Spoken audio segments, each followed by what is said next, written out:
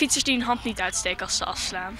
Te hard rijdende motors en scooters. Mijn grootste argument is dat ben in grote klaften op het dik fietsen, wees net omheen kist. Het zijn een paar zaken dat jongeren van het Comenius en het Pieter Jelles in Leeuwarden die het mooi haar om filmpjes zelfs arguage van haar in het verkeer. Filmpjes maken met help van Vroeks TV die het zin en te matten dat het ik oorskin in het verkeer. Ik moest uit de kelder fietsen en er waren fietsen gecheckt.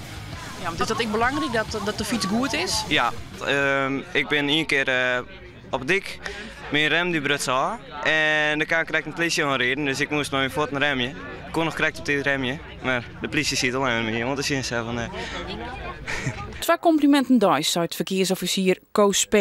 Want de zaken die hij op zitting krijgt beginnen vaak met frustraties en eindigen dramatisch. En daar heb ik op de zitting de meest ernstige ongevallen van gezien, waar echt doden en gewonden bij vallen. En dan kan je haren wel uit je hoofd trekken, maar zo'n film is dan nooit meer terug te draaien. Dat is eenmaal gebeurd en dat moet je je leven lang meenemen. Dus dan denk ik van, denk er nog eens een keer goed over na voordat je agressief wordt in het verkeer.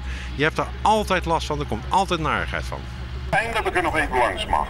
Mooie schoenen trouwens. Jij valt op. Ik bedoel je fietsverlichting hoor.